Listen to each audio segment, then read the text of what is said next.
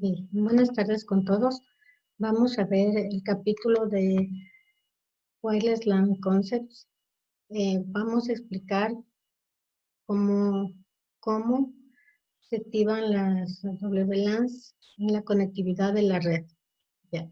Vamos a describir las tecnologías WLAN, los estándares, describir los componentes de la infraestructura WLAN, la operación de CAPWA, la gestión de canales, amenazas que pueden haber a las redes WLAN y seguridad de WLANs.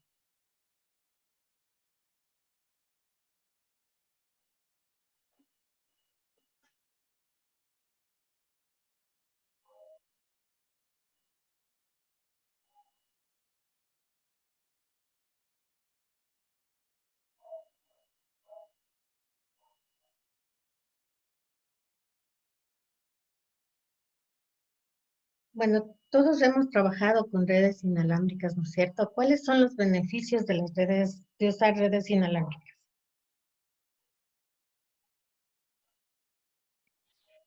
Bueno, pienso que el beneficio más grande es la movilidad, ¿no? O sea, las redes cableadas nos permiten, o sea, las redes cableadas no nos permiten movernos, siempre tenemos que estar en un solo lugar, pero con la tecnología inalámbrica el usuario puede desplazarse de un lugar a otro.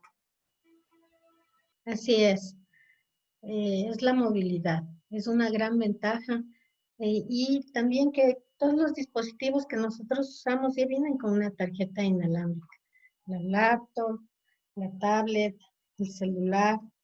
Y de esta forma nos podemos conectar donde queramos, integrarnos en la red, hacer uso de los servicios de Internet de los diferentes lugares. De esta forma, entonces tenemos que existen varios tipos de redes inalámbricas, como son los, las WPAN, ¿sí? Tenemos las WLAN, las WMAN y las W1. Esos tipos son los que tenemos, ¿ya? Entonces, bueno, la WPAN son las wireless personal area, ¿sí? Que, que sirven para cortas distancias, trabajan a frecuencias de 2.4 GHz, basadas en la IEEE 802.5, trabajan también con lo que son Bluetooth, Zigbee, como por ejemplo.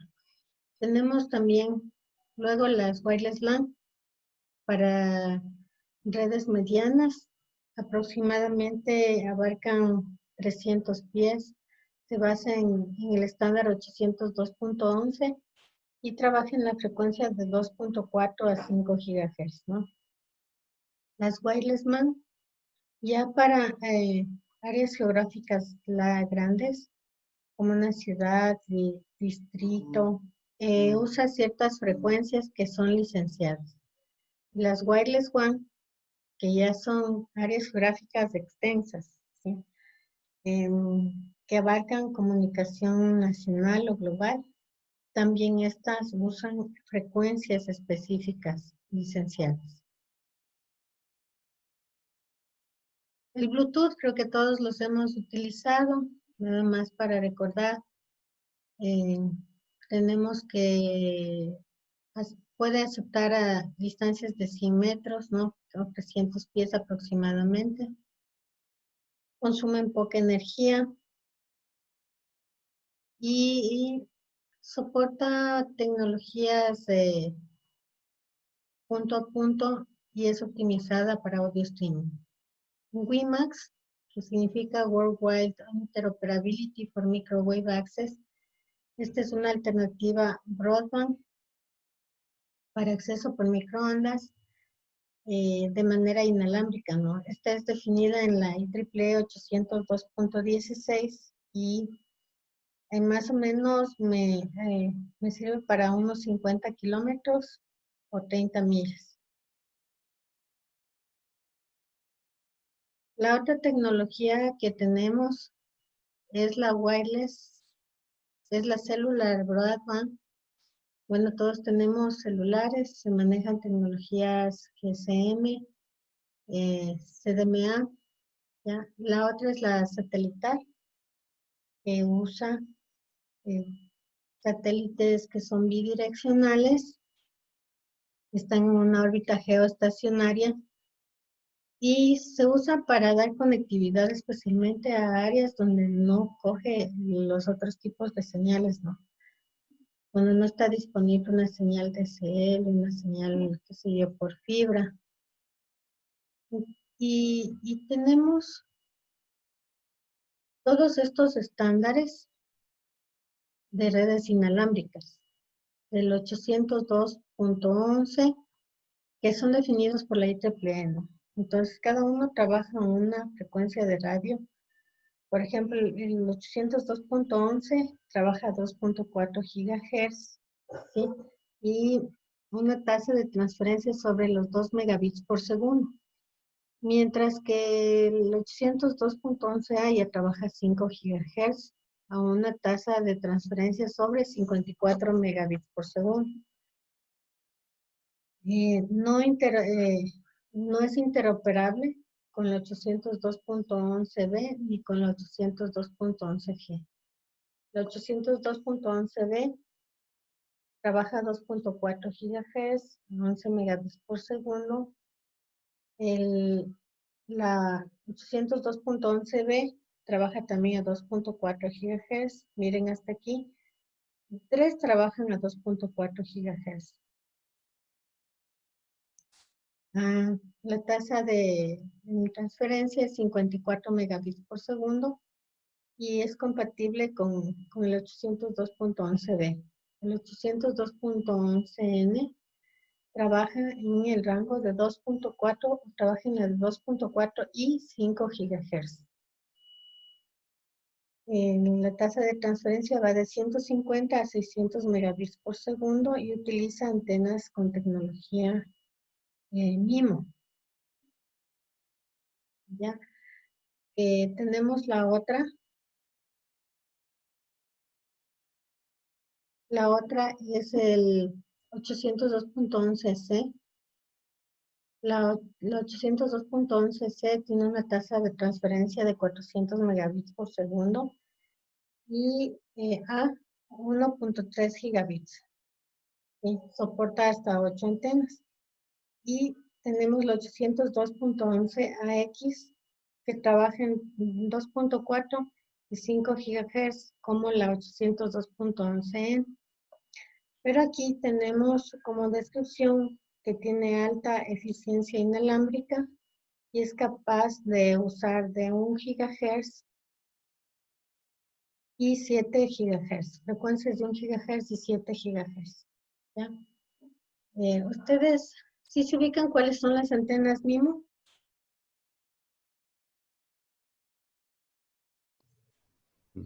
Personalmente no. Eh, Tengo entendido que las antenas MIMO son aquellas que están diseñadas para aprovechar los rebotes de la señal. Por eso es Sí, multiple input, multiple output. Algo así tengo entendido que son.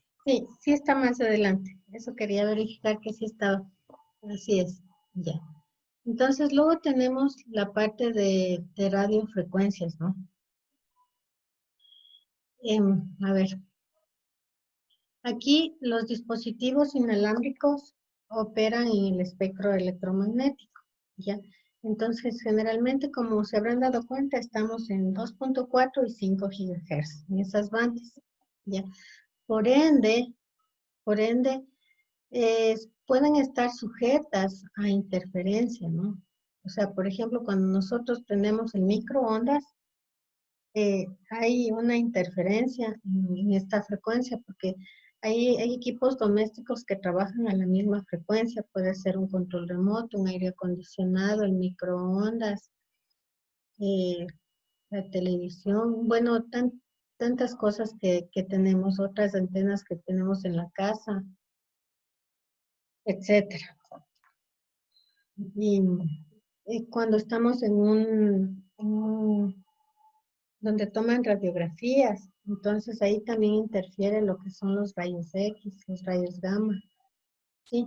Entonces, esas son consideraciones que hay que tomar, que existe interferencia. Por ejemplo, hay equipos, los monitores de bebé, ¿sí?, que nosotros les instalamos y podrían interferir también. O yo recuerdo que cuando yo utilizaba los monitores de bebé, me salía, eh, me ingresaba sonidos de conversaciones de los radios del guardia, por ejemplo, ¿sí? Entonces, es porque estaban trabajando en la misma frecuencia, ¿no? Entonces, existen diferentes, disculpen que se activó una alarma de algún vecino.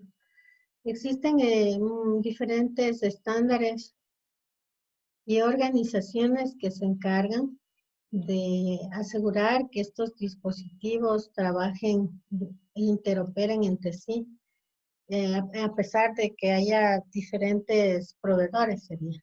¿Ya? Entonces, como por ejemplo, tenemos la ITU, la IEEE, la Wi-Fi Alliance, y que todos estos se encargan de garantizar la interoperabilidad. Ahora veamos los componentes de las redes WLAN. Dentro de los componentes tenemos las tarjetas inalámbricas. Estas tarjetas pueden venir, formar parte de la tarjeta madre de una laptop, o sea, vienen internamente, o vienen también como un puerto USB, ¿no? Como se puede ver aquí en la gráfica. Esa es una tarjeta inalámbrica, o antes venían unas que se colocaban en los puertos que tiene disponible en las tarjetas madre.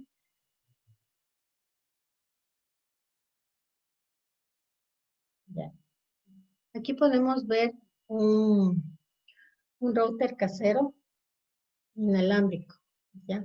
Entonces, este equipo tiene la funcionalidad de access point, de switch y también de router, ¿ya? Entonces, aquí también tiene, sus antenas son externas. Tenemos también los wireless access point, ¿sí? Como se puede ver en esto, está un Cisco Meraki Go Access Point. Y entonces estos van a manejar lo que son los SSID. Y tenemos ahora las categorías de los Access Point. Se definen dos categorías, los autónomos y los basados en controladores. Los autónomos son los que van a trabajar de manera independiente. Se utilizan en redes que son pequeñas, ¿sí? Porque requieren de configuración autónoma, como su nombre lo indica. Entonces, cada uno es independiente de otro access point y la configuración debe hacerse de manera manual. Mientras que los access point, que son basados en controlador o conocidos también como LAPs, son los que tienen la capacidad de comunicarse con otros controladores. Y de esta forma, la gestión queda en un solo equipo, ¿no? En el que controla los access points. Ahora veamos las antenas inalámbricas. Tenemos la omnidireccional, que sería la primera gráfica. Este es un ejemplo de omnidireccional. Esta provee una cobertura en 360 grados y es ideal para casas, lugares abiertos, oficinas que tienen un área abierta, salas de conferencia, es decir, áreas abiertas, ¿ya? Luego tenemos la bidireccional, como es esta que está acá. Acá se enfoca en una señal de radio en determinada dirección, ¿ya?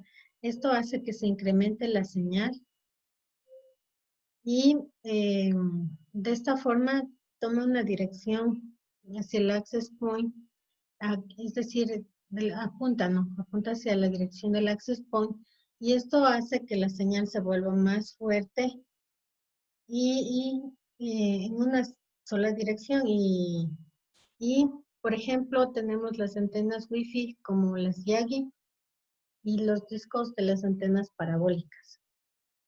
Tenemos las MIMO. ¿Sí? En las MIMO, que serían las que se ven acá un poquito, aquí está y tiene, miren, algunas antenitas aquí. Y entonces MIMO significa, como decía su compañero, multiple input, multiple output. Entonces usa múltiples antenas para incrementar la capacidad de ancho de banda para las IEEE 802.11n, AC, AX, en redes inalámbricas. Transmite y recibe, la antena puede transmitir y recibir hasta 8 antenitas, ¿no? Para incrementar el throughput.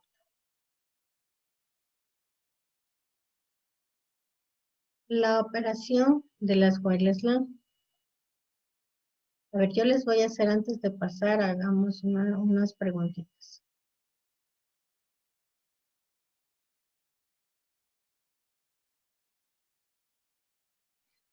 Las portátiles que no tienen integrada una tarjeta inalámbrica pueden solamente ingresar a la red a través de cable, ¿verdadero o falso? ¿Se les puede adaptar una tarjeta wireless USB? ¿Se considera esa opción como válida? Sí, o sea, sería falso. Entonces, falso. Muy bien.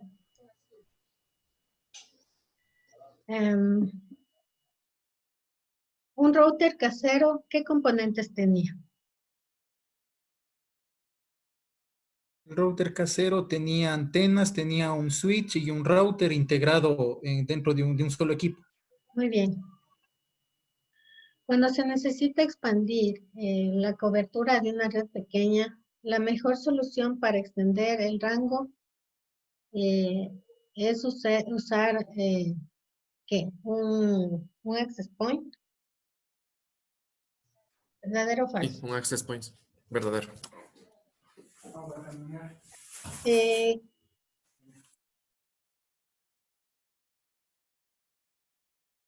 a ver, otra pregunta. ¿Cuál antena ofrecía una cobertura de 360 grados? ¿Una inalámbrica, la direccional, la omnidireccional o la MIMO?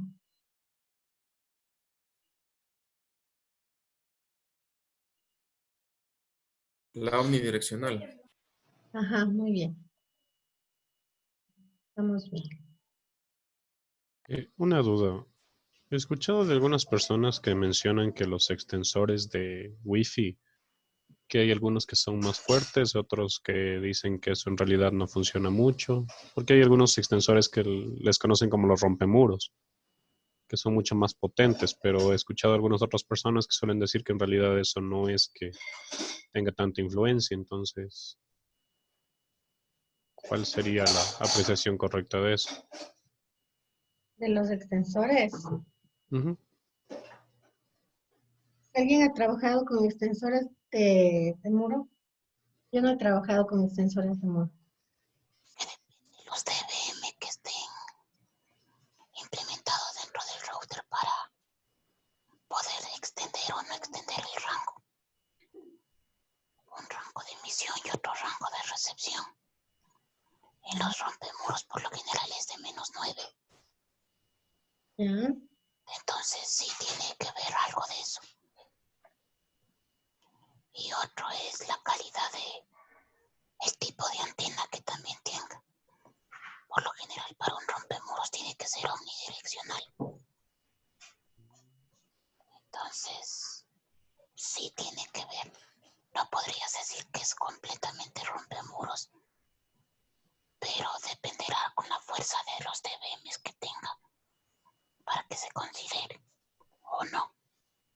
Entonces, es decir, si compro uno de estos que son rompemuros, de verdad sí ayudaría en algo, pero en realidad no es tanto la... A ver, yo he trabajado con rompemuros hasta 100 metros.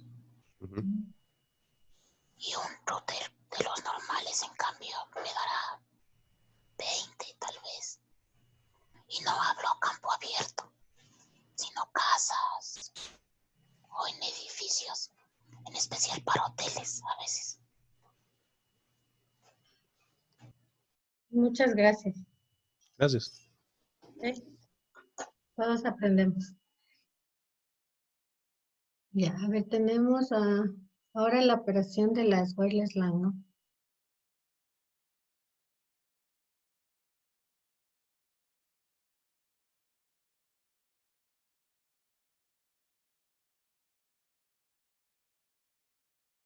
Ya, bueno, dentro de wireless tenemos también el manejo de topologías. La primera es la ad hoc, ¿sí? La de acá, bueno, veamos la ad hoc. Ya, la ad hoc, aquí tenemos, bueno, son dos dispositivos que se conectan mediante una conexión punto a punto y usan una conexión ya sea Bluetooth o Wi-Fi directo dentro del estándar IEEE 802.11. ¿Ya? La otra que tenemos es en modo de infraestructura, que sería la segunda. Esta es cuando el cliente inalámbrico interconecta vía un router inalámbrico o un access point, tales como un wireless LAN. Entonces el access point está conectado a la red y usando un sistema de distribución alámbrico como es Ethernet en este caso. ¿Ya? El otro que se conoce como tethering, que es una variación del primero del ad hoc. Allí es cuando, por ejemplo, nosotros compartimos aquí internet, ¿sí? Y creamos un hotspot personal. Ese es el que se conoce como tethering.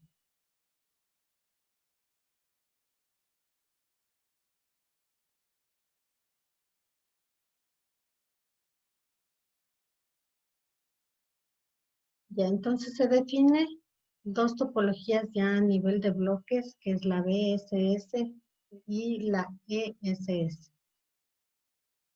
En la BSS, que significa Basic Service Set, usa un solo access point para interconectar todos los clientes wireless que están asociados. ¿Ya?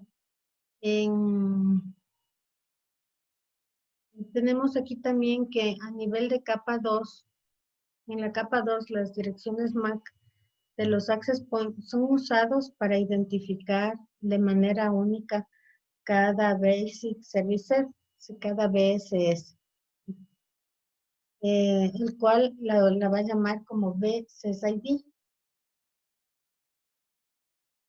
Luego tenemos la otra, que es la ESS. En la ESS tenemos los Extended Service Set. Aquí es la unión de dos o más BSS de los de arriba, ¿no? Y que están interconectados por una distribución o un sistema cableado. Aquí está. Entonces tenemos aquí, mire, aquí está conectado por cable este equipo y está conectado por cable este equipo.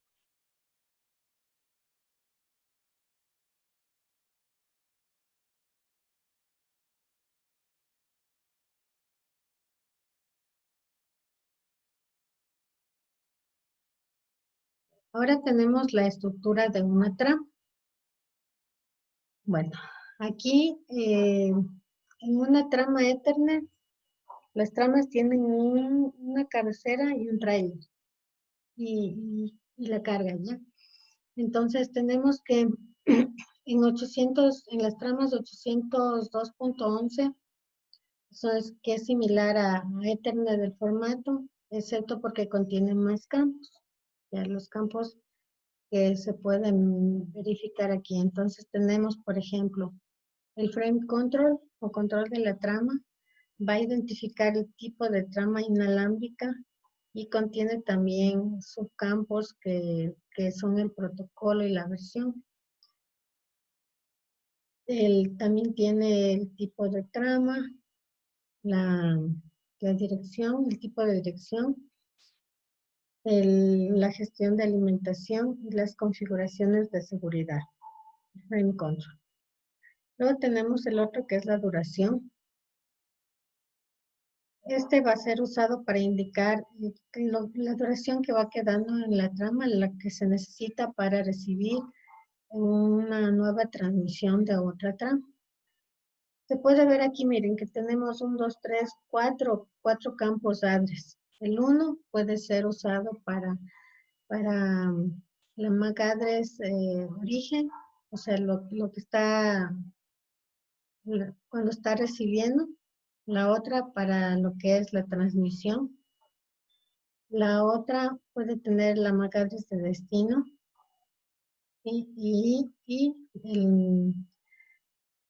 Puede ser la de la interfase del gateway, ¿no? Y la otra, por ejemplo, puede ser usada cuando sí se va a usar conexiones ad hoc. También tenemos este campo que dice control de secuencia. Esto es para controlar los fragmentos de la trama. Y también el FCS, que es para el chequeo de lo que es redundancia cíclica, es decir, para el control de errores a nivel de capa 2.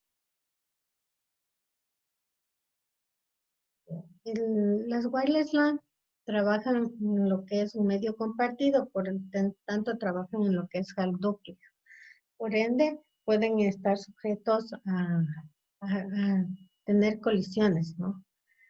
Porque tienen que compartir el canal. Entonces, hay mecanismos de detección de colisiones o para evitar colisiones como es el CSMACA, Collision Avoidance. ¿Y cómo trabaja? Ya, primero, escucha el canal. Va a estar escuchando el canal y para ver si no hay tráfico, en ese momento entonces envía el RTS, el mensaje, y luego va a recibir el Clear to Send, el CTS que le llaman acá, para garantizar el acceso y el envío. Luego espera una cantidad de tiempo randómica y empieza el proceso. Luego transmite los datos y finalmente todas las transmisiones con acusaciones de recibos, o sea, son aceptadas, ¿no? Son aceptadas y entonces de esta forma puede garantizar el proceso de que se evite todo lo que son las colisiones. Tenemos aquí, en cambio, los wireless clean y AP Association. Entonces aquí tenemos un cliente inalámbrico. Aquí tenemos el access point. Entonces, primero tiene que descubrir el cliente los access point. Después tiene que autenticarse con el access point y después se hace el tercer paso que es la asociación con el access point. Entonces, para eso va a manejar lo que son el SSID, el que es el identificador, es el nombre que aparece en la lista de redes que están disponibles en los clientes de red. ¿Sí? Luego le aparece el password, o sea que ponga la contraseña, luego el network node, el nodo de la red. Esto se refiere al estándar en el que se va a trabajar, 802.11a, B, GN, S o AD. Luego el modo de seguridad con el que va a trabajar, que puede ser web, WPA, WPA2 Y generalmente se sugiere habilitar el que se tenga más alto para dar un mejor nivel de seguridad. Luego tenemos el uso de las bandas de frecuencia, ¿no? El channel setting. Esto, si por ejemplo nosotros identificamos que está interfiriendo con el access point del vecino, entonces podemos cambiar de canal de forma manual para que no haya interferencia con el otro access point. Ahora tenemos el Passive y Active Discovery Mode. Ya, el modo de descubrimiento activo y pasivo. Aquí tenemos la topología del pasivo y acá de cómo es el activo. Entonces veamos el pasivo, este de acá. En el modo pasivo, envía anuncios de manera abierta y de su servicio y de manera periódica envía lo que son los beacon. El beacon va a tener el SSID, el estándar que soporta y las configuraciones de seguridad. ¿Ya? El propósito principal de enviar el beacon es permitir a los clientes inalámbricos que aprendan cuál red y access point están disponibles en un área determinada. Esto va a permitir que los clientes inalámbricos escojan la red y el access point que van a utilizar. Ya ese es en el modo pasivo. Ahora, en el modo activo, en cambio, el cliente inalámbrico ya tiene que saber el SSID. Ya sabe Master, una pregunta. En el modo pasivo es cuando se oculta el nombre de la red.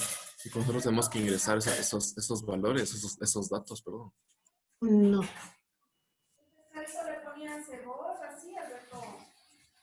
No, mira, porque aquí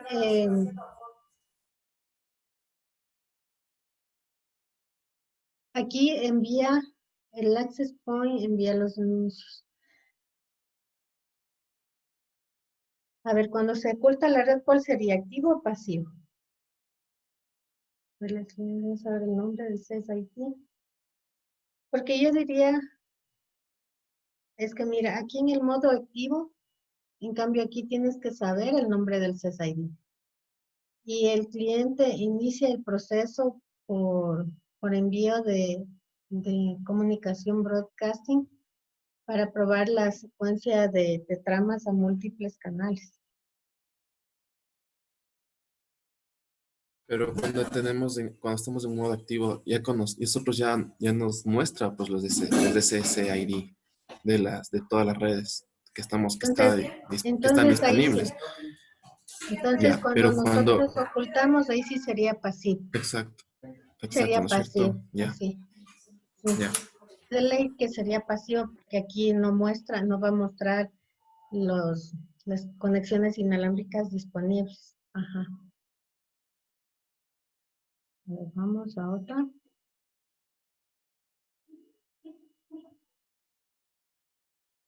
A ver, entonces veamos. ¿Cuáles topologías inalámbricas hemos visto hasta ahora? ¿Cuáles nomás? La DOC, ¿cuál más? La infraestructura y la tethering. Ya. Muy bien.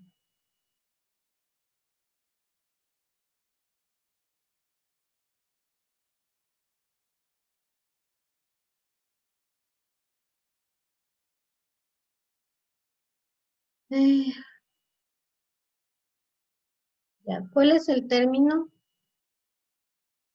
para un access point que anuncie abiertamente su servicio de forma periódica? ¿El pasivo o el activo? ¿El modo pasivo o el activo?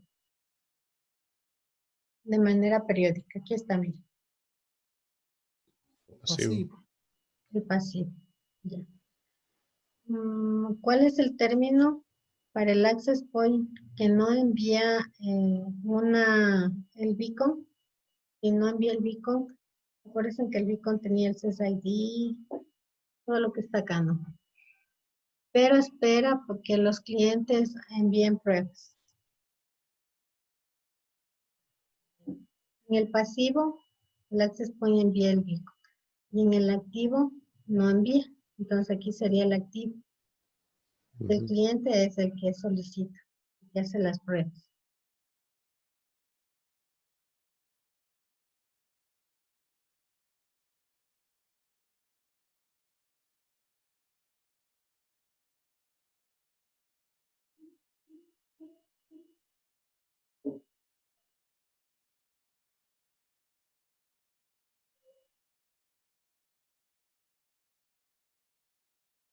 Permítame un ratito, por favor.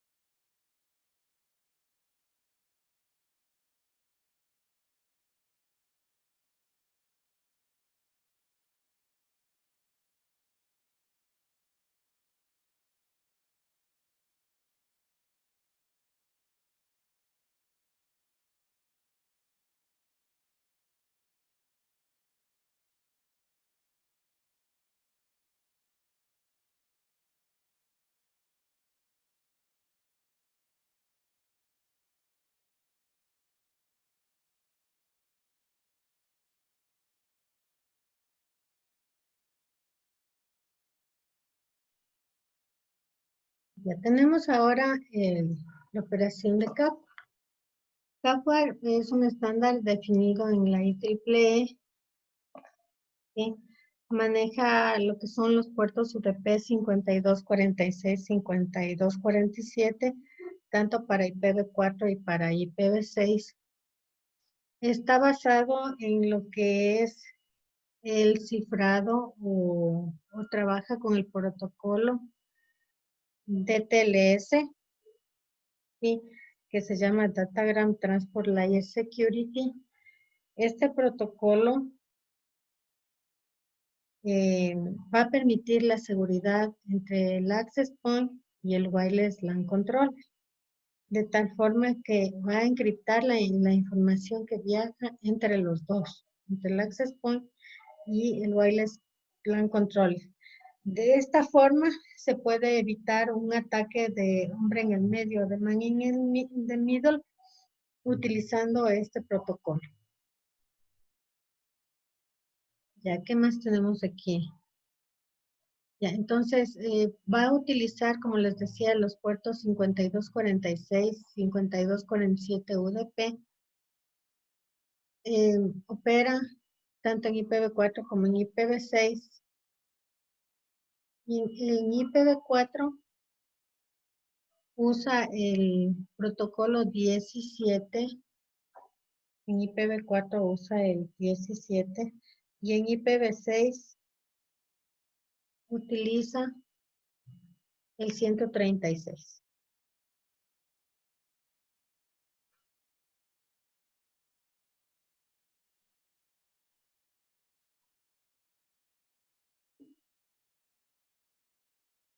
Ya, miremos un poco de la arquitectura split. Un componente clave dentro de lo que es el CAPWAP es el concepto de control de acceso split media. ¿Sí? Este protocolo, este concepto de split MAC, hace que todas las funciones, que todo funcione de manera normal, ejecutándose de manera individual en los access points y los distribuye entre dos componentes funcionales, que son el APMAC, la función del APMAC y la función de WLCMAC. Entonces aquí se puede ver una tabla que tiene las funciones MAC que ejecutan cada uno. Por ejemplo, el APMAC envía prueba y respuestas de beacons, ¿no? Mientras que el WLCMAC trabaja con autenticación. En el APMAC, entre las funciones del APMAC está que envía los paquetes con acuses de recibo y retransmite. Mientras que en el WLCMAC Functions está que tiene asociación y reasociación de clientes itinerantes. Tenemos que en el APMAC, en las funciones del APMAC, está que trabaja con colas, las tramas se encolan y trabajan con lo que son priorización de paquetes. Acá tenemos que en las funciones del WLCMAC hay transmisión de tramas a otros protocolos. Las funciones del APMAC están encriptación y desencriptación de datos en la capa MAC, y en las funciones de WLCMAC trabaja con lo que es la terminación de tráfico 802.11 en una interfase cableada. Esa es la arquitectura split. Como les decía, el CAPUA trabaja con el protocolo de TLS que me va a garantizar que entre el Access Point y el Wireless LAN Controller no sea interceptado por un hombre en el medio. O sea, no suframos un ataque de hombre en el medio. Entonces, va a encriptar, va a estar encriptado lo que viaja entre el Access Point y el Wireless LAN Controller. El otro que tenemos, el Flex Connect Access Point. El Flex Connect es una solución cableada para oficinas, para sucursales y oficinas remotas, ¿ya? Le permite configurar y controlar los access points en las sucursales desde una oficina corporativa a través de un enlace WAN, sin necesidad del desarrollo de un controlador en cada oficina. Entonces tiene uno solo y se conecta al resto a través de un enlace WAN. Entonces tiene dos modos de operación. La una es conectada y la otra es standalone. La que está conectada, aquí el Wireless LAN Controller es alcanzable. En este modo, el Flex Connect Access Point tiene conectividad CAPWA con su Wireless LAN Controller y puede enviar tráfico a través de los túneles CAPWA. ¿Sí? Mientras que, bueno, aquí tenemos ese, ¿no? Me envía tráfico a través de los túneles CAPWA. El otro que tenemos es el standalone. Sería este de acá. Ya, aquí, en cambio, el Wireless LAN Controller no es alcanzable. Y el Flex Connect puede perder la conectividad CAPWA con su Wireless LAN Controller. En este modo, cuando pierde la conectividad, pues asume algunas funciones de Wireless LAN Controller, el Access Point, tales como son de conmutación entre clientes, del tráfico local, ¿no? El envío de tráfico local entre clientes y ejecuta localmente autenticación. Ese es el standalone. Si falla la conexión, entra a trabajar, asume sus funciones de Wireless LAN Controller, el que está en la sucursal.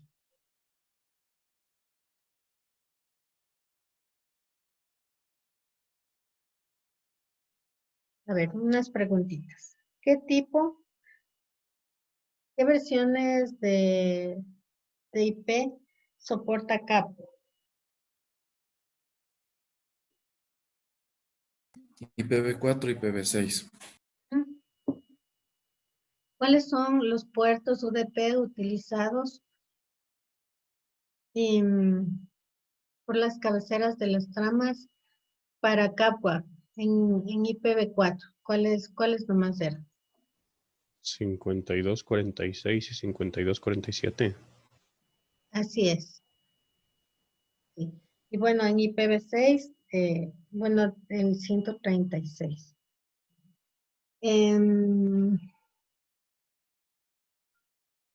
¿Qué otro? Ya, CAPWAP, el DTL, el protocolo DTLS, que era Datagram Transport Layer Security, ¿viene o no viene activado por defecto en los túneles CAP? Eso no les dije. No viene activado en los túneles por defecto. O sea, este protocolo, lo que viene activado por defecto es aquí, entre el Access Point y el Wireless LAN Control. Pero si tiene que pasar por un túnel, aquí ya no. Para eso hay que contratar o instalar un software especial para que trabaje con encriptación también en el túnel.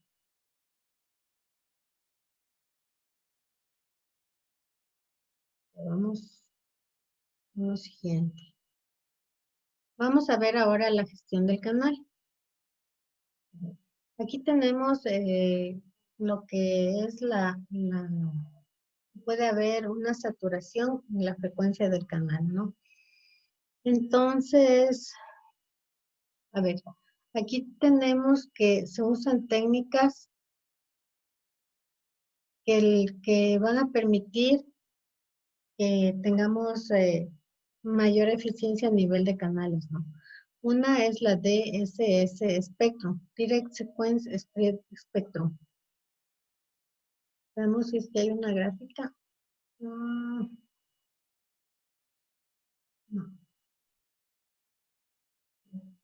Dentro de la DSS, esta es una técnica de modulación diseñada para expandir la señal sobre una frecuencia larga.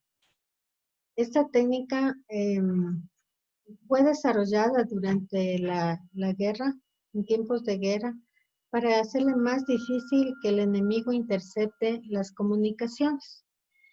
Esta expansión de la señal sobre una frecuencia amplia sucede de manera efectiva y de esta forma oculta cualquier pico que tenga la señal,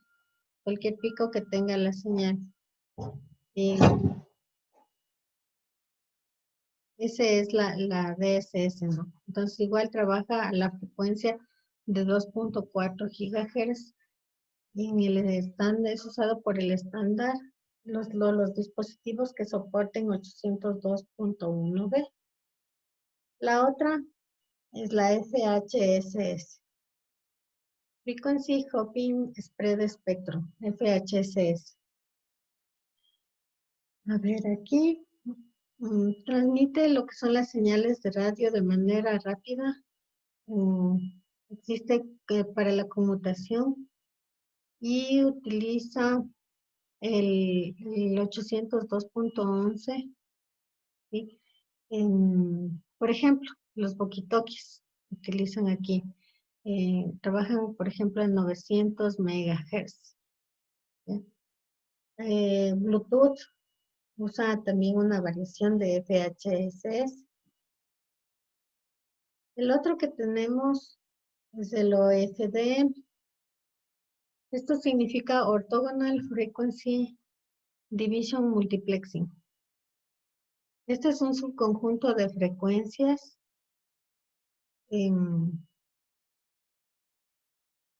¿cómo les explico este? A ver, es como que se formaran en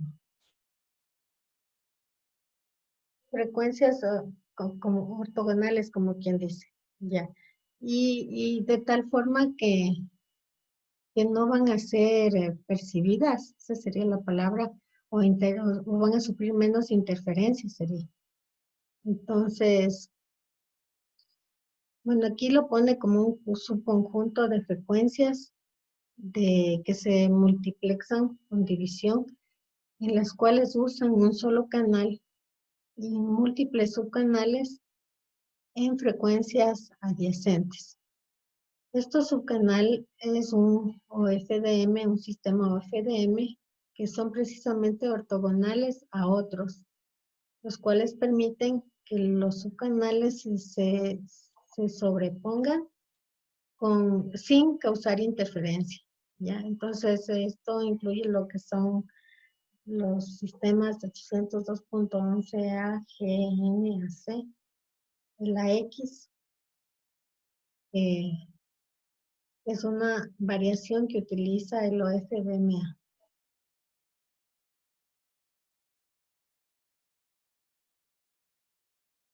Ya, aquí tenemos que considerar la selección del canal. Bueno, aquí se puede ver esta gráfica, mire. Aquí tenemos, por ejemplo, dice, la banda de 2.4 GHz es subdividida en múltiples canales, ¿ya? Entonces, vamos a tener 22 MHz y una separación de 5 MHz entre cada uno de los múltiples canales que se forman, ¿ya? Entonces, tenemos aquí que la mejor práctica para 802.11b, G y N es requerir que los access points soporten múltiples canales y de esta forma no se sobrepongan para que no haya interferencia, ¿no? Generalmente tienen 1, 6 y 11. Entonces, si usted ve que hay interferencia, lo cambia al 6, por ejemplo, de tal forma que no tenga interferencia. O al 11. ¿Sí? Mire, esto sí, si se pone así, de esta forma, entonces no va a haber interferencia. Entonces usted coge el 1, el 3, ahí sí va a haber interferencia.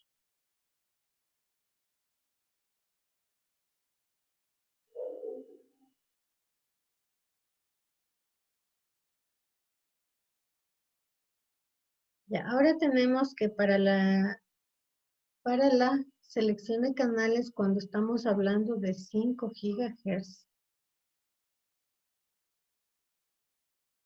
ahí vamos a manejar una separación de 20 MHz, como se puede ver acá en la gráfica, ¿no? Entonces, por ejemplo, tenemos el 36, luego el 40, 44 va de 4 en 4. Entonces, pero si utilizamos el 36 y luego el 48 y luego el 60, no se va a sobreponer. Y entonces eso hay que ver que no se sobreponga.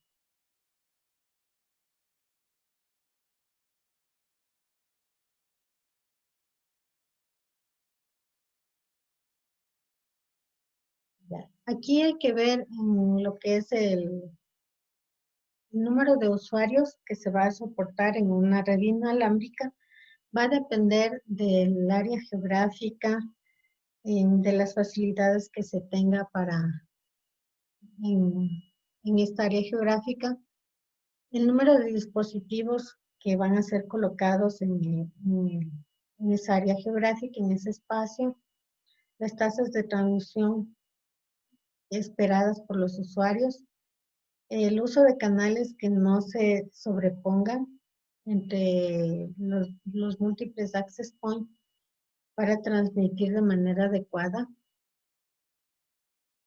Entonces, cuando uno se hace un plan de localización de access point, hay que considerar una cobertura, un área de cobertura en forma circular, como se ve aquí, ¿ya?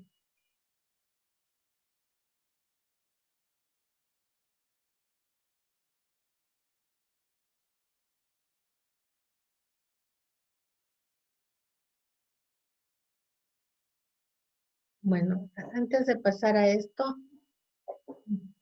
tenemos que, por ejemplo, en las bandas europeas hay 13 canales disponibles en la frecuencia de 2.4 GHz, ¿no? En la frecuencia de 5 GHz hay 24 canales disponibles.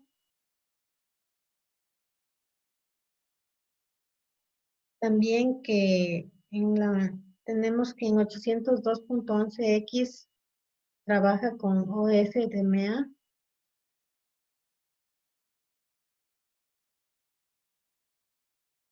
Y también que la técnica de modulación rápida que conmuta una señal entre los canales de frecuencia es la FHSS.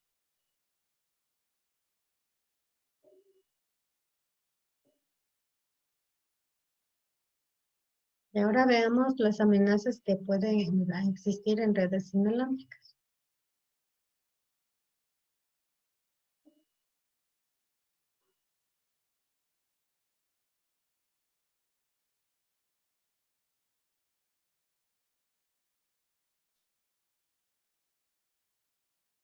Bueno, cuando se tiene una wireless LAN que es abierta en un rango determinado en lo que me da el access point y con las credenciales apropiadas que me permitan asociarme,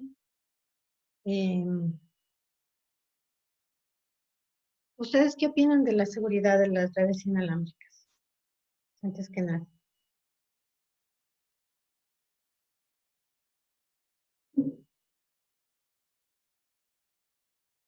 O sea, bueno, pienso yo que tal vez el punto más débil de una red sea precisamente su parte inalámbrica, si es que no se configura o no se la gestiona de manera correcta.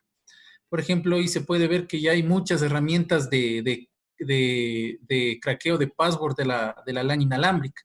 Hay aplicaciones inclusive que ya hacen eso. He escuchado del término que dice rutear el teléfono. Entonces, cuando le rutean el teléfono, se instalan ya una aplicación que les permite craquear cualquier LAN que esté cerca. Entonces hay bueno, grandes falencias en lo que es la seguridad de la LAN, sobre todo porque, bueno, ya hace tiempo salió la noticia de que ya fue vulnerado el protocolo, como era WPSK, que era el que se usaba en las configuraciones para la seguridad, ya se logró vulnerar eso. Entonces, imagínense, cada vez y cuando, o sea, pienso yo que el punto débil de una red es su parte inalámbrica. Entonces habría que gestionarlo de forma correcta, poniéndole, por ejemplo, en VLANs diferentes, cosas así. Así es. Muchas gracias. Ya como decía, si alguien conoce técnicas de craqueo, un atacante puede ingresar a la red inalámbrica, ¿no? Y obtener acceso. Entonces los atacantes, los ataques pueden ser generados por personas externas, empleados descontentos, o incluso gente que involuntariamente, o los empleados involuntariamente pueden estar sujetos a esto, ¿no? Entonces, como decía, son susceptibles a muchas amenazas, entre las que se puede ver intercepción de datos, tenemos que intrusos inalámbricos, ataques de denegación de servicio o access points falsos.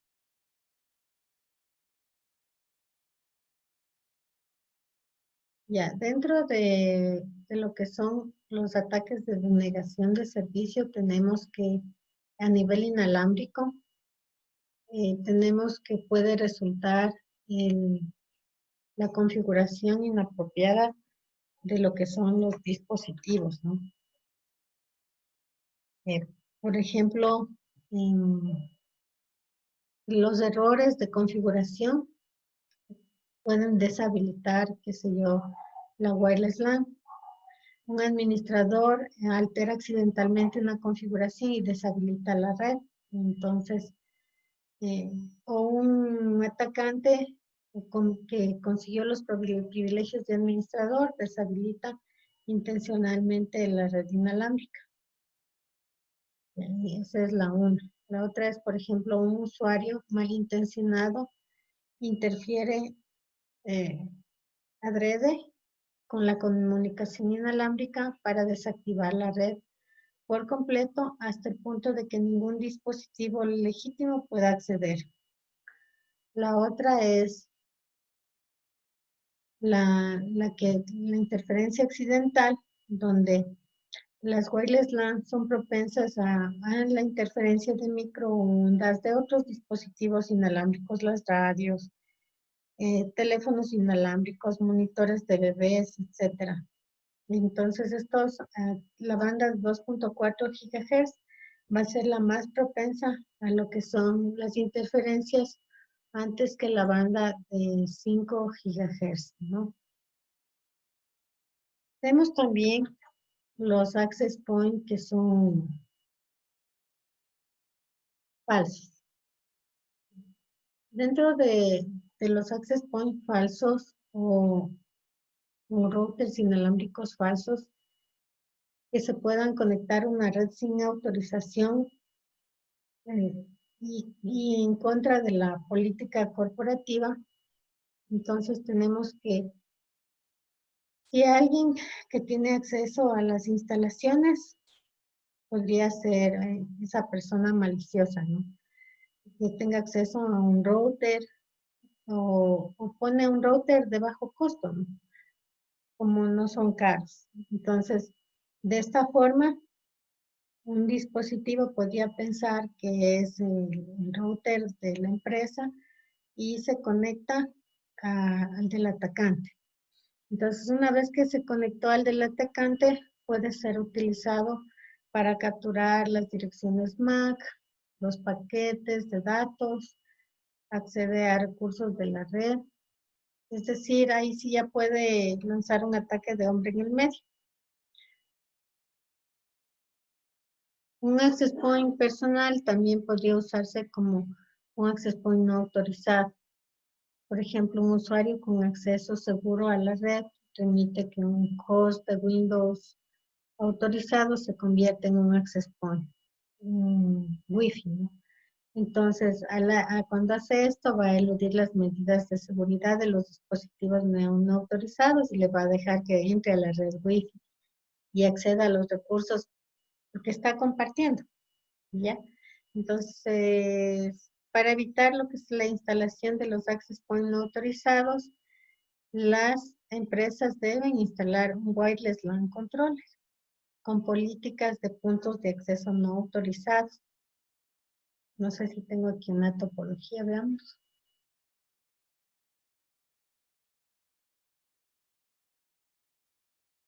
No.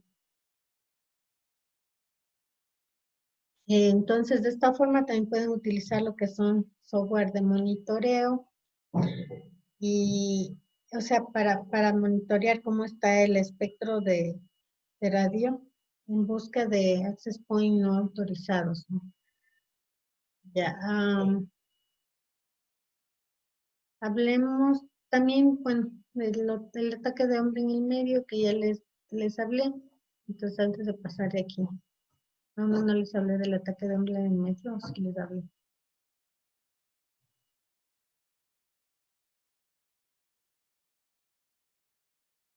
Les hablé de manera general.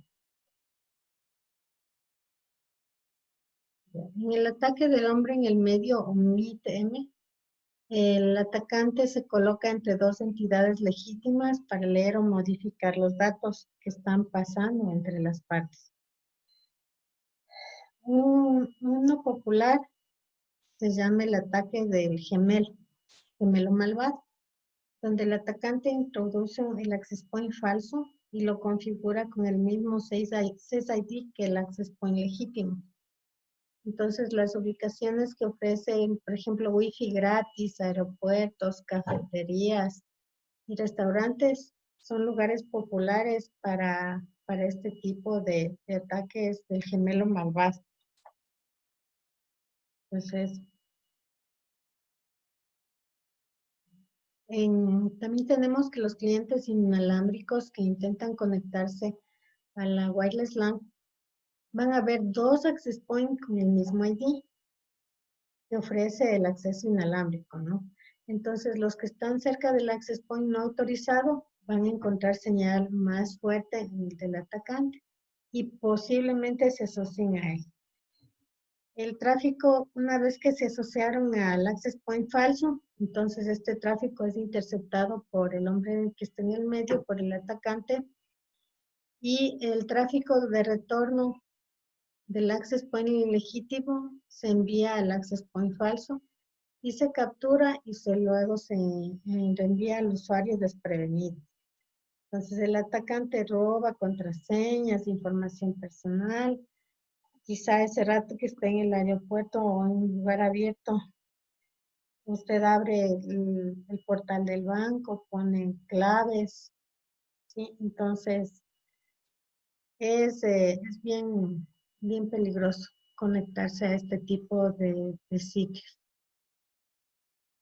Pero Master, una pregunta. Estamos hablando de que yo puedo clonar el SSID, ¿no es cierto? Puedo clonar la red, más no conectarme al access point original. Por ejemplo, un Exactamente. aeropuerto. O sea,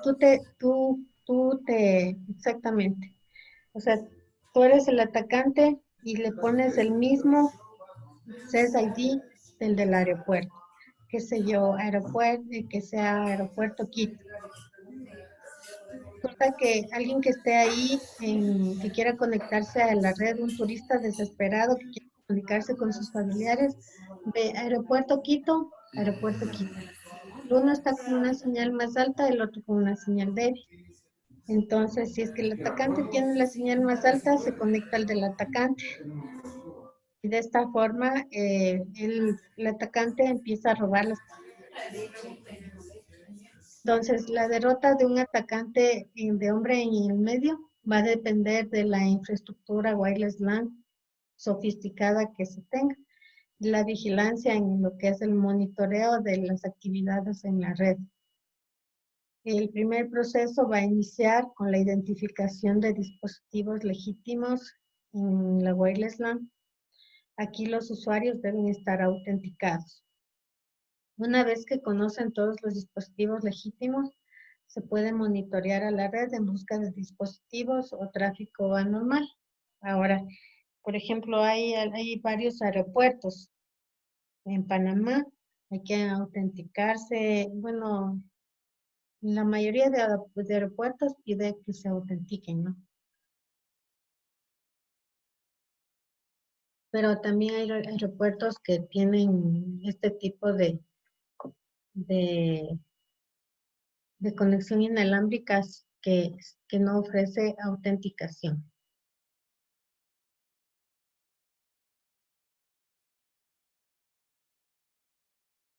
Pero Master, así yo me autentique, puedo yo también crear una red maliciosa con una autenticación y de igual manera darles como que esa confianza al usuario de que sí es una red segura.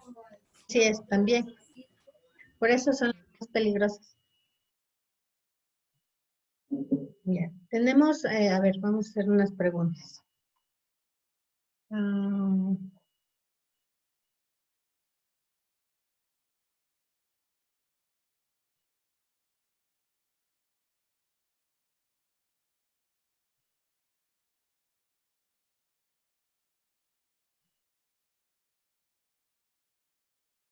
¿cuál tipo de ataque se conoce como el del gemelo malvado?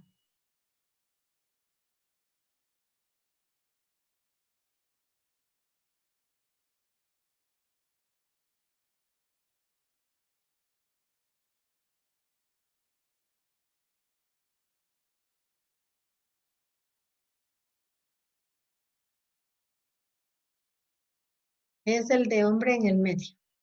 Y ese es el tipo de ataque del gemelo malvado.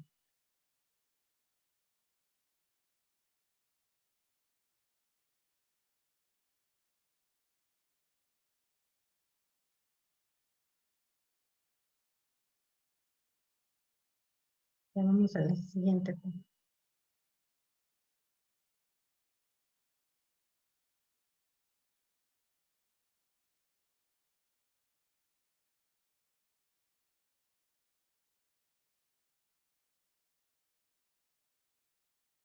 Ya tenemos ahora aseguramiento de las redes inalámbricas. Ya. Descubrimiento del CSID y filtrado de direcciones MAC. Aquí las señales inalámbricas pueden viajar a través de materia sólida, como decía ahí los rompemuros, ¿no? Como quien dice. Entonces, bueno, también viajan como techos, pisos, paredes fuera del hogar, de la oficina. Entonces, sin medidas de seguridad estricta, la instalación de la wireless LAN puede ser equivalente a colocar puertos de Ethernet afuera de la oficina o fuera de la casa.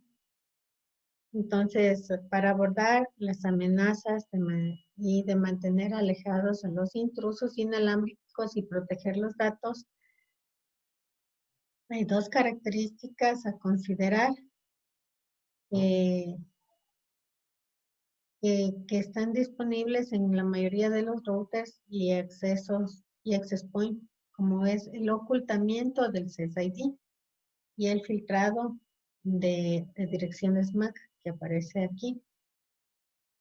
Ya, dentro de lo que es el ocultamiento del CSID, tenemos que los access point, algunos routers inalámbricos permiten que se deshabilite esta opción y los clientes inalámbricos deben configurar de manera manual el CSID para conectarse a la red. Ese es el MAC address filtering.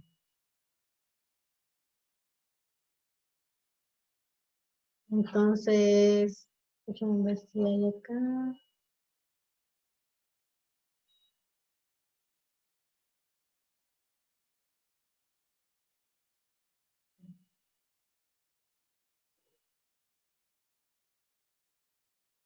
Entonces, en el MAC address filtering, el administrador puede permitir o denegar a los clientes el acceso inalámbrico que está basado en las direcciones del hardware de la Mac. Y, por ejemplo, un router que esté configurado y para permitir dos MAC address, los dispositivos con diferentes direcciones MAC no pueden unirse, que no puedan unirse a la red inalámbrica, qué sé yo, a 2.4 GHz, ¿no? Entonces, generalmente hay una opción que se activa, que suele aparecer en la opción inalámbrica, al menos en algunos dispositivos, ¿no? Que va a permitir un número limitado de MAC address que se conecte.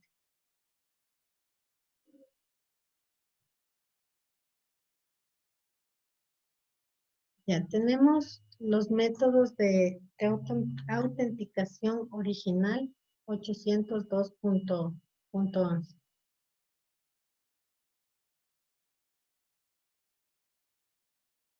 Ya, aquí tenemos que el ocultamiento del CSID y el filtrado de direcciones MAC, bueno, se sabe que disuadirían a un intruso astuto, o sea, disuadirían sí un poco, pero si es que hay un atacante que es astuto, no lo haría, ¿no? Porque los SIDs pueden ser descubiertos de manera fácil, incluso si los access point no los transmiten. O sea, si esté ocultada la red, podrían ser descubiertos. Y las direcciones MAC pueden ser falsificadas. Entonces, la mejor manera de asegurar una red inalámbrica es usar sistemas de autenticación y encriptación. Tenemos el Open System Authentication o sistema abierto y el otro, el Shared Key Authentication, de clave compartida.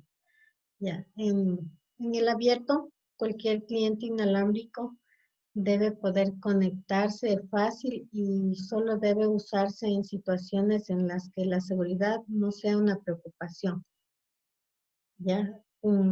como cuando se proporciona en un restaurante acceso gratuito a internet, en las cafeterías, hoteles, áreas remotas. Entonces el cliente inalámbrico va a ser el responsable de la seguridad y se conecta y ahí está un atacante, ya, o sea, es también educar al usuario, ¿no?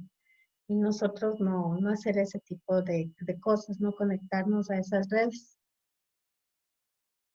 Entonces el cliente va a ser el responsable de la seguridad.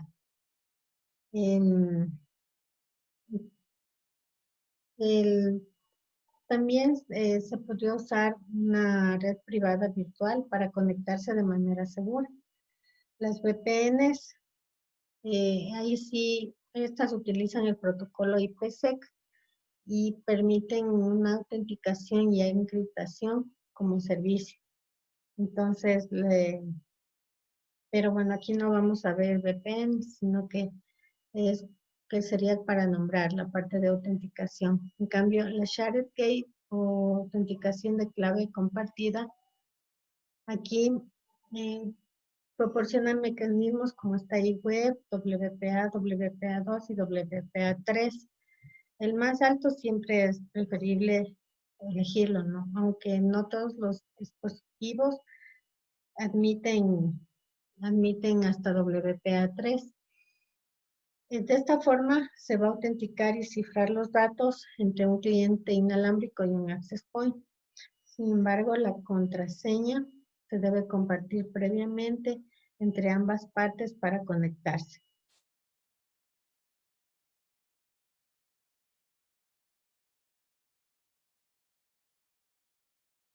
Entonces, resumiendo, ¿qué tenemos? Que en la autenticación puede ser abierta o por clave compartida. La abierta no requiere password, que se asocien clientes, se usa en sitios abiertos y la seguridad es responsabilidad del usuario.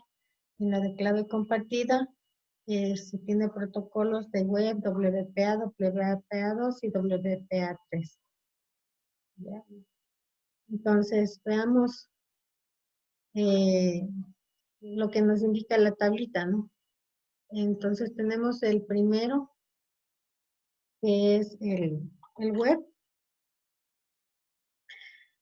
Este protocolo, bueno, ya no se utiliza mucho, ¿no? Entonces, la especificación original es la 802.11. Fue diseñado para proteger datos. El método usado es el reverse cipher 4, RS4, con una clave estática. Sin embargo, esta clave nunca cambia al intercambiar paquetes. Esto hace que sea fácil de hackear. Ya no se recomienda ni debe usarse. El otro que tenemos es el Wi-Fi Protected Access, WPA. Este es un estándar de la Wi-Fi Alliance. Usa web, pero asegura los datos con un algoritmo de cifrado del protocolo de integridad de clave temporal TKIP, ¿ya? Que es mucho más fuerte. Este cambia la clave para cada paquete, lo que lo hace mucho más fácil de hackear, pero luego tenemos el WPA y WPA2. WPA2 se lo usa bastante en la industria para proteger redes inalámbricas. Utiliza el cifrado AES. Y AES se considera una forma de cifrar que es más fuerte, ¿no? Tenemos el WPA3, que es la próxima, bueno, es la generación de seguridad de Wi-Fi. Todos los dispositivos habilitados en WPA3 usan los últimos métodos de seguridad, no permiten protocolos heredados obsoletos y requieren el uso de lo que son la administración de dispositivos protegidos PMF. Pero no estoy tan segura si están disponibles o no están disponibles. Me parece que algunos ya tienen esta capacidad de WPA3. Tal vez de aquí el que manejaba esta parte había trabajado bastante con lo que son estos equipos, nos puede comentar de eso.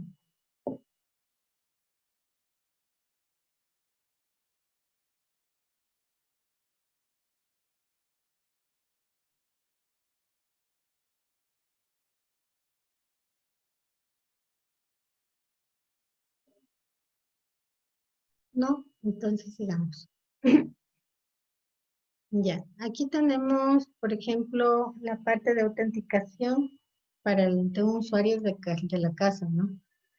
Un usuario doméstico. Acá los routers domésticos, bueno, tienen generalmente WPA y WPA2. Y tienen dos métodos de autenticación, el personal y el empresarial. En el personal está destinado para redes pequeñas, oficinas pequeñas. Ya los usuarios se autentican mediante una clave precompartida.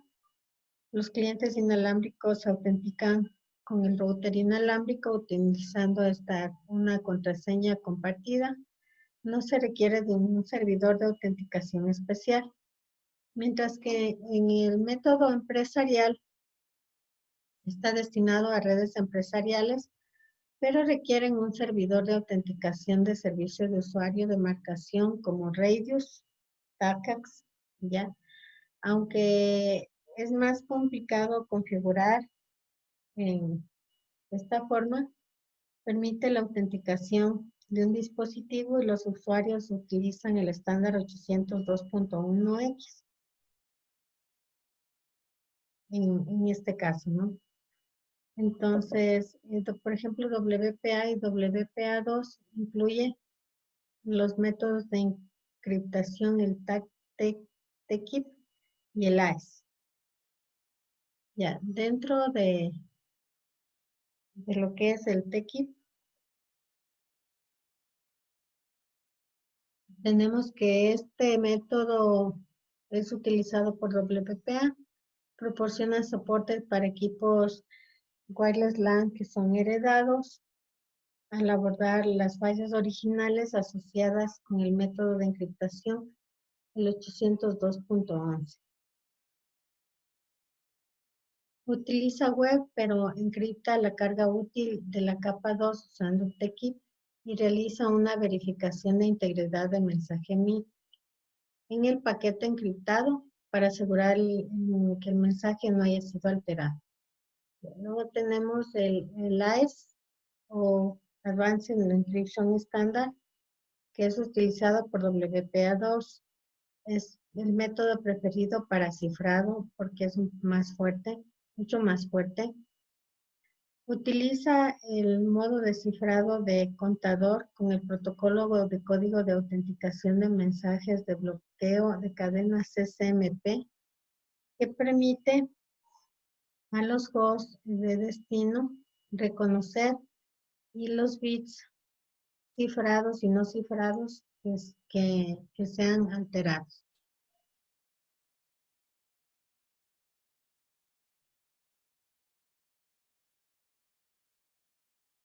Entonces, a nivel de autenticación empresarial, tenemos que en la seguridad, ya cuando se está trabajando con redes más grandes, que tienen más restricciones de seguridad, entonces ponen un servidor Radius, ¿no? De autenticación y autorización. Van a manejar una dirección IP de este servidor. Van a trabajar con lo que son los números de puertos UDP 1812 y 1813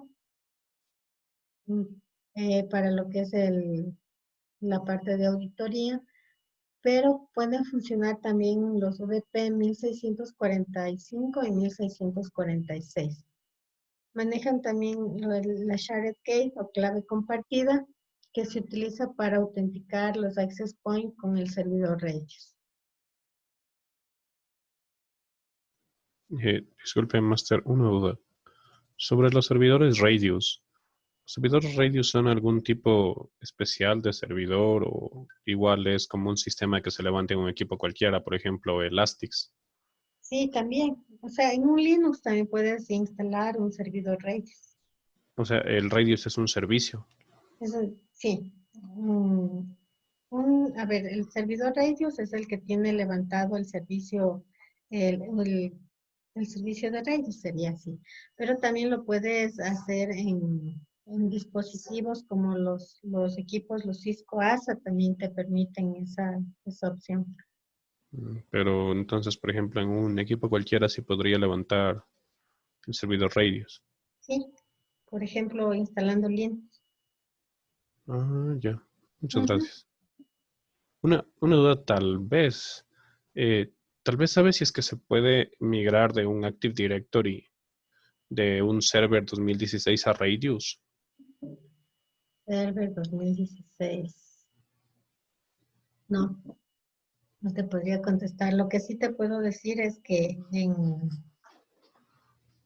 Linux puedes simular un Active Directory instalando, levantando algunos servicios, ¿no? Es que ahí mi duda, por ejemplo, es, digamos, tenemos nuestro servidor, el Active Directory, en un server 2016, pero nos están pidiendo un Radius para con eso poder conectarnos con los AP. Tenemos unos Cisco Meraki para poder conectarnos e integrarnos con la red de los de Cedia. Ah, Pero ya. ahí la duda era si es que levantamos en el servidor Radius. Bueno, podemos replicarle, pero ¿cómo le conectamos? Para que esté sincronizado el servidor Radius con el Active Directory, cosa que si tal vez alguien cambia la contraseña o se agregan nuevos usuarios, se replique automático y no tengamos que estar haciendo los cambios de forma manual. Ah, claro, claro, es que ahí tendrían que instalar un Radius para Windows.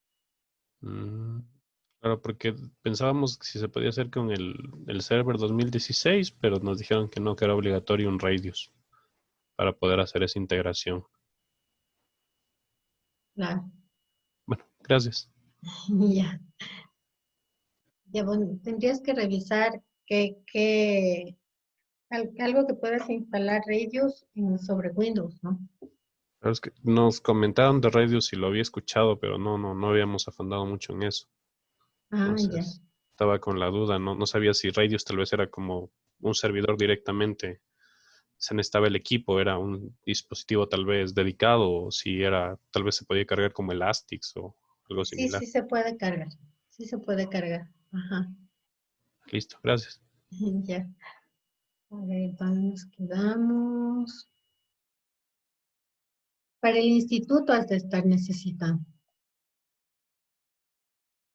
Sí, por lo que tienen el convenio con Cedia. Entonces, con Cedia mismo nos está arrendando el servidor para el Active Directory para hacer la integración con nuestro Office 365. Por Mm. algunos servicios de ley nos pidieron que necesitaban un Active Directory, pero aparte estaban pidiendo el servidor Radius para poder ofrecer el servicio de Internet. Han tenido un convenio, entonces de lo que nos explicaban es que con replicarle en el servidor Radius, cualquier persona que pertenezca a una organización miembro de Cedia se puede conectar de cualquier parte del mundo en los wifis que estén asociados. Entonces, eso era lo que medio escuchamos y estábamos un poco revisando. Ah, ya. Claro, en la universidad también tenemos convenio con SEDI, pero esa parte lo está manejando el DRT. Déjame preguntarle a ver cómo están manejando y te cuento a ver si nosotros Ah, tenemos eso muchas instalado. gracias. Ya. Luego tenemos el WPA3. Veamos un poquito de este WPA3. Ya. Mm,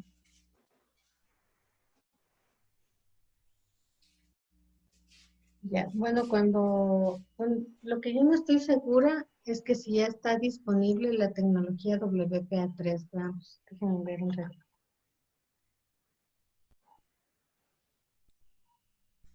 Porque cuando escribieron el curso, o sea, ahí todavía no estaba disponible, no se hablaba de que iba a salir.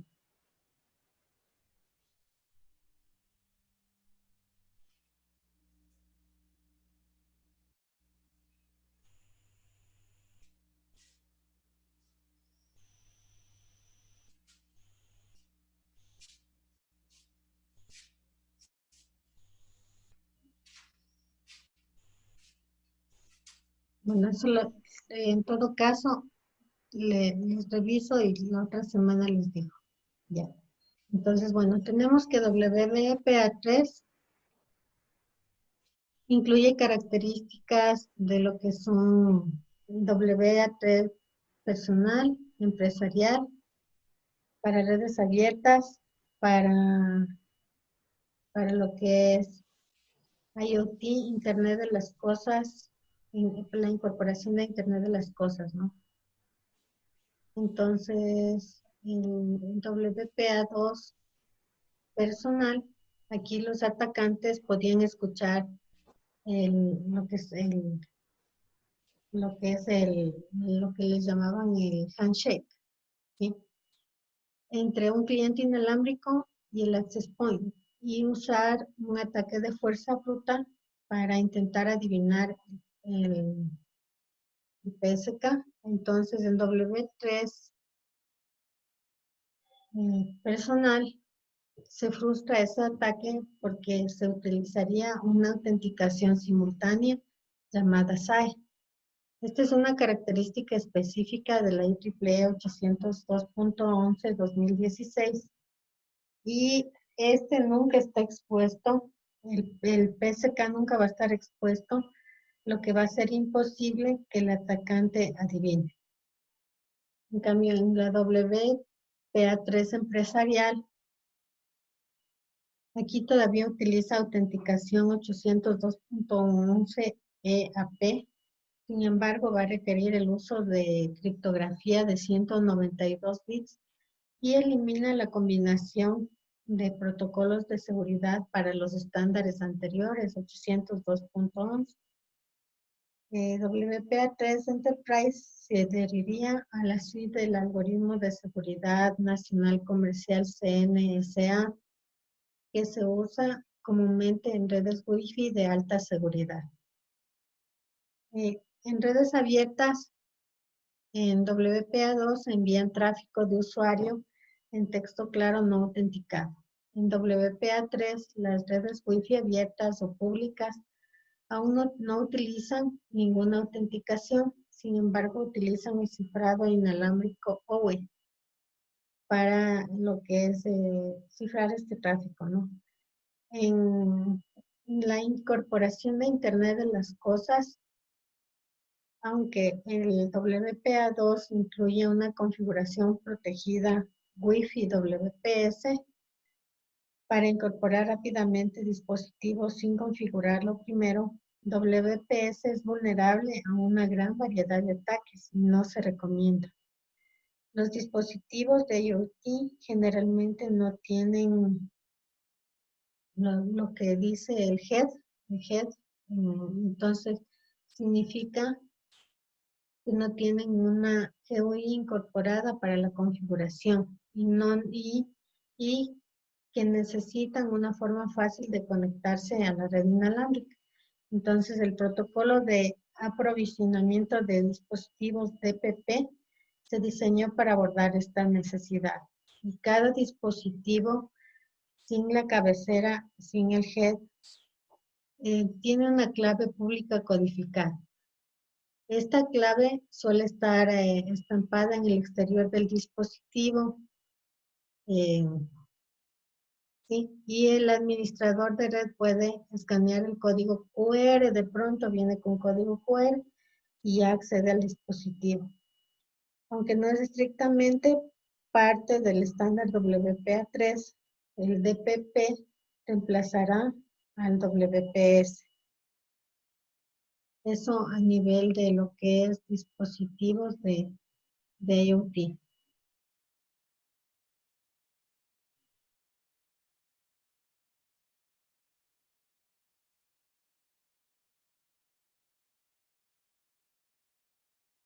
A ver, pregunta. ¿Cuáles son dos formas de asegurar una wireless LAN? Opciones: autenticación, ocultamiento de 6ID, encriptación o filtrado de MAC address. El filtrado de MAC address sería una. Ya para armar lo que se dice como las listas blancas, es decir, para permitir solo el paso de dispositivos con ciertas direcciones MAC. Sería una. pero en redes inalámbricas, ¿no? O sea, porque cuando usamos el filtrado de MAC address, por ejemplo, en los switches, ahí es óptimo, pero aquí en cambio estamos hablando de redes inalámbricas, tendríamos que ingresar, más bien ni siquiera sabemos cuál va a ser la MAC del dispositivo del jefe, digamos. Entonces, ahí lo que podríamos aplicar es autenticación y encriptación.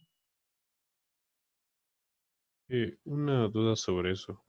Justo, bueno, estaba viendo que ahora hay algunas personas que, bueno, eso comentaban que pasa bastante en los routers home porque no tienen mucho control. O bueno, en este caso en los routers standalone, que se conectan, como la gente no sabe cambiar las contraseñas, digamos, por defecto de administrador y los usuarios, se conectan y bajan el firmware y cargan un nuevo firmware modificado que, bueno, con ese lo que están haciendo es ya reenviando la información a una IPX para robar información y como la gente no es como que esté revisando, digamos, la configuración del router una vez lo dejan preestablecido, eso continúa por tiempo indefinido. Sí, sí pasa. Chuta. Sí pasa eso que no pasa. Sí.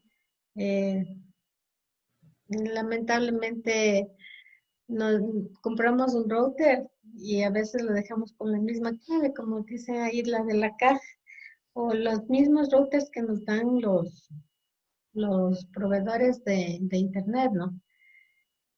Aparentemente son claves secretas, pero usted busca en internet y ya sabe la clave cuál clave usan los del CNT, cuál clave usan los de NetLife. Entonces, es cuestión de googlear un ratito y ya se encuentran las claves para meterse a los equipos de los diferentes proveedores de servicio, ¿no? Entonces, cuando vienen a instalar es chistoso porque te dice, la clave del equipo no es secreta, le dice. Se van y uno ve en el Google ese rato y al menos nosotros revisamos y a ver qué nos han dejado configurando, ¿no? Entonces, es súper fácil. Pero sí hacen esto de directamente cambiar el firmware de un equipo. Y sí se puede cambiar el firmware, claro, ¿No? claro. Es más, eh, la idea es siempre tener actualizado el firmware por cuestiones de seguridad.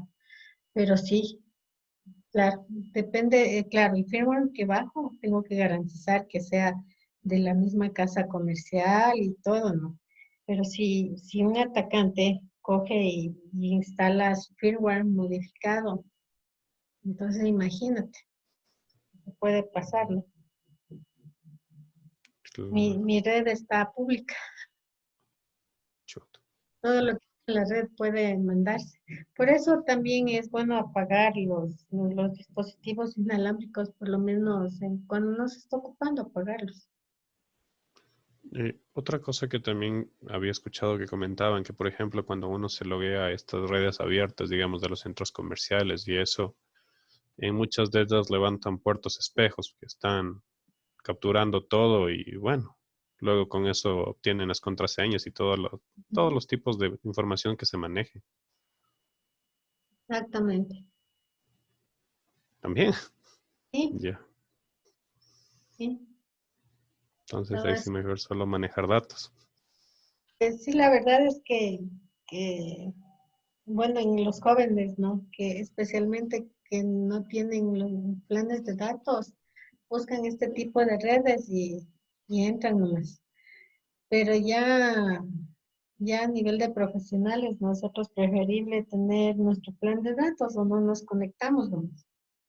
No Mm, nos conectamos a ese tipo de redes, ok. porque ponemos en riesgo lo que tenemos. Si es que estamos en el celular, la información que tenemos guardada ahí, ¿no? ¿Qué más Pero podemos? podemos usar VPNs, no, Master. Eso también, podemos usar eso, VPNs, exactamente. Pero, por ejemplo, igual estaba viendo que ya habían bueno, ya habían roto, había protocolos y había procedimientos para poder detectar esto de las VPNs. O sea, aunque se Mm, esté utilizando una VPN, lograban directamente ubicar a la persona a su dirección real. Incluso ya habían vulnerado el IPsec. sistema de Tor. Bueno. Sí, sí, posiblemente. Sí, no, yo no le he leído esa parte, pero sí, sí debe ser. Por lo que decían que incluso las VPNs ya no son tan seguras, por lo que directamente si alguien a uno le quiere ubicar, aunque se esté utilizando una VPN, sí, sí se puede ubicarlo. Mm. Pero, o sea, ¿cómo ubicarlo? No sé a qué te refieres de eso, porque yo uso la VPN para conectarme a, por ejemplo, digamos que a la red de mi empresa, o qué sé yo, un vendedor se conecta a la VPN para cargar una nueva venta, alguien que se dedica a cobranzas para registrar el cobro. Perdón, y creo que me confundí. La VPN no es la que nos permite redireccionar por múltiples direcciones. No, en la VPN lo que hace es una red privada virtual. Lo que está usando es la infraestructura de Internet para conectarse a la red empresarial. Utiliza el protocolo IPsec. Entonces, de esta forma, eh, se conecta en vez de, qué sé yo, de contratar un enlace en- en- de Internet, ¿no? O sea, un enlace dedicado. Entonces, yo puedo configurar una VPN y tengo el servicio de Internet contratado, eso sí. Pero si pago un enlace me va a costar más y de pronto no se justifica. eh, entonces, ahí yo lo que hago son VPNs. ¿Sí? Por ejemplo, digamos que un banco, ¿ya? Bueno, en un banco si tiene plata, va a contratar Ujú. los enlaces. Pero digamos que una cooperativa pequeña, aunque para lo que es transacciones financieras, yo no pondría. Pero bueno, hagamos ese ejemplo. Entonces, yo tengo en la matriz el servidor, el sistema y me conecto mediante una VPN. O también se usa VPNs para lo que es, si se quiere transferir datos o descargarse datos, ahí también podría usarse. Yo me confundí, estaba revisando igual y no me confundí lo que es una VPN con cómo funciona Tor. Sí, porque sí, mm, claro. Con razón que me hablaste de Tor, que se había vulnerado.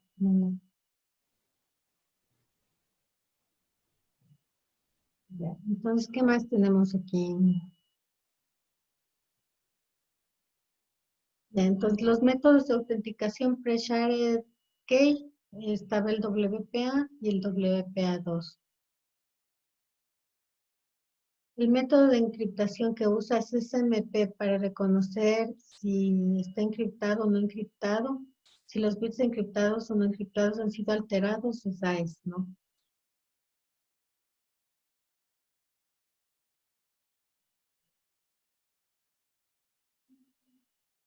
Continuamos. Master, parece que se congeló la pantalla, no, estamos en la vista yo estoy en la vista de módulos y prácticas, en la diapositiva 60. Sí, ahí Ahí mismo estamos. estamos. Ah, ya. Solo que les estaba leyendo las respuestas de unas preguntas, nada más. Ahora sí, bueno, esto es todo lo que vimos. Ahora nos toca ir a la parte de la configuración.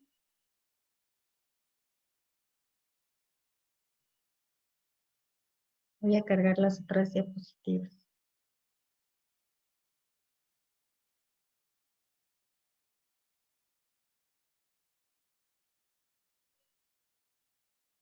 Veamos.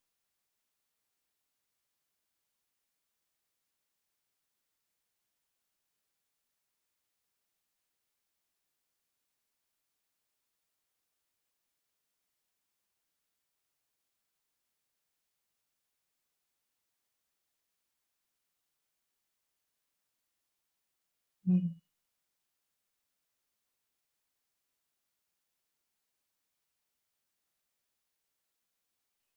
Hay una cosa, ¿no? Que ahorita se me vino. O sea, siempre cuando se actualiza el firmware, hay que tener bastante cuidado. Porque si no se actualiza bien, puede haber problemas.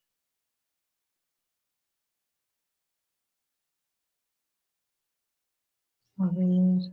O si se va la luz a media actualización, también puede dañar el dispositivo. Vamos. A mí me pasó algo así, bueno, en el caso yo actualizando placas, Ay, y si es que una placa no se actualiza bien directamente, se daña. Y hay que actualizar con un dispositivo, no recuerdo cómo se llama, pero no es tan fácil conseguirlo. sí. Bueno, mi esposo trabaja en lo que es asesoría, ¿no? De todo lo que es networking, IoT. Entonces, él en una empresa actualizaron el firmware de los equipos HP.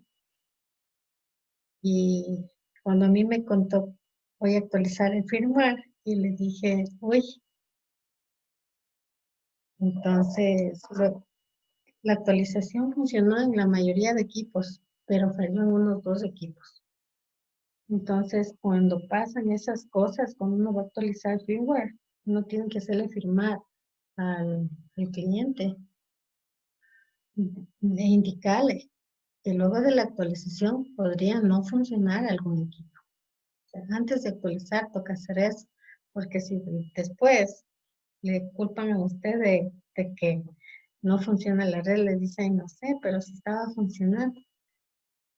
Y también cuando se va a hacer eso, hay que decirle al cliente que debe tener contratado un servicio, qué sé yo, si es que es con equipos HP, por ejemplo, un servicio de soporte HP, o considerar la posibilidad que si después de la actualización pasa algo, va a tocar usar el servicio del del proveedor, ¿no? No es nomás si actualizo el firmware y ya. A ver, ahí estaba abriendo los diapositivas aquí. Ya les voy a compartir.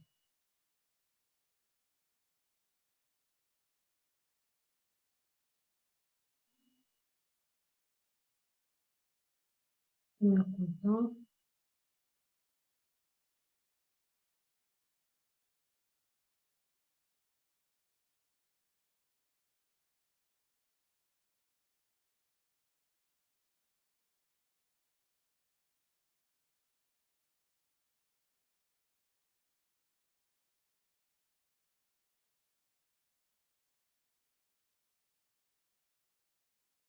Ok.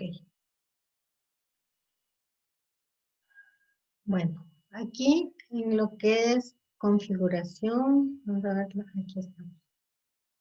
Tenemos como objetivo está configurar una red inalámbrica, una red, un wireless LAN para que soporte un sitio remoto, configurar un wireless LAN controller para usar como interfase de administración y autenticación WPA2 PSK, configurar un wireless LAN controller para usar una interfase VLAN, un servidor de HCP y WPA2 y una autenticación empresarial WPA2.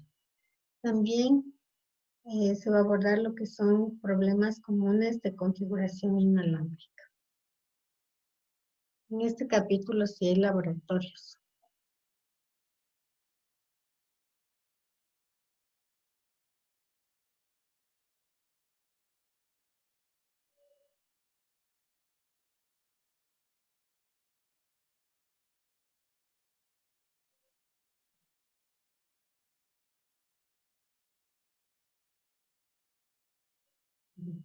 Entonces tenemos que, por ejemplo, los trabajadores remotos o sucursales pequeñas o redes domésticas a menudo usan un router home, ¿no?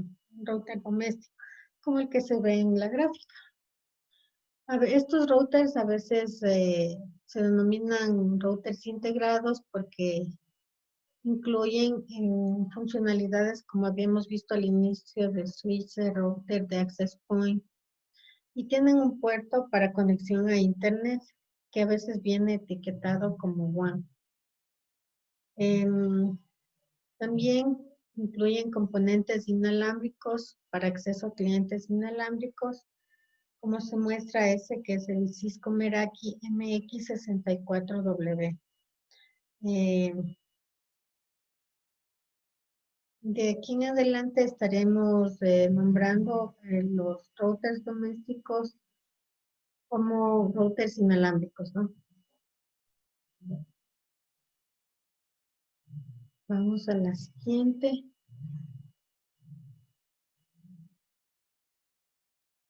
Entonces, el primer paso es loguearse a un router inalámbrico. Creo que todos sí se han de haber hecho esto ya con distintas marcas de routers. Entonces, la mayoría de estos equipos, bueno, como hablábamos hace un ratito, vienen listos para conectarse de inmediato, ¿no? Están preconfigurados y proporcionan también servicios a la red, por ejemplo, de DHCP, para proporcionar una dirección IP de manera automática a los dispositivos que se conecten. Sin embargo, las direcciones IP, los nombres de usuario, contraseñas predeterminadas del router inalámbrico, igual, como les decía, se pueden encontrar en la cajita. Entonces, lo primero que uno tiene que hacer es conectarse y cambiar la palabra admin que viene de password por un password que sea que no sea identificable, ¿no? Que no sea identificable. Pues veamos si están aquí en alguna gráfica. No. Directo al laboratorio.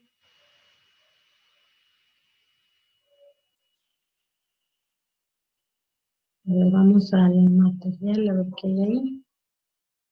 Y yo creo que les enfoco lo del material.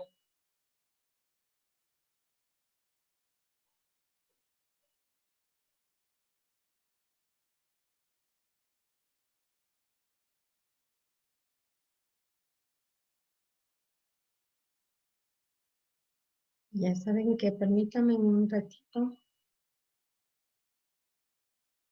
Vamos a compartir.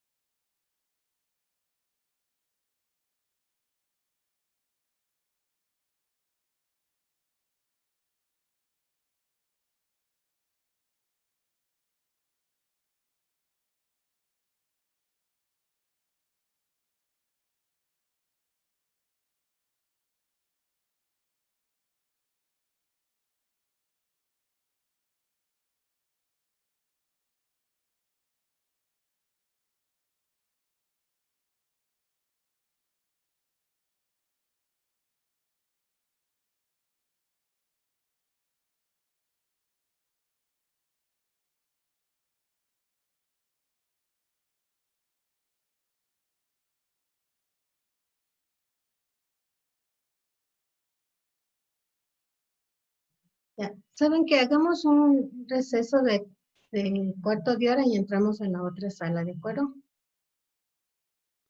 Listo. Listo, maestro. Vamos a stop.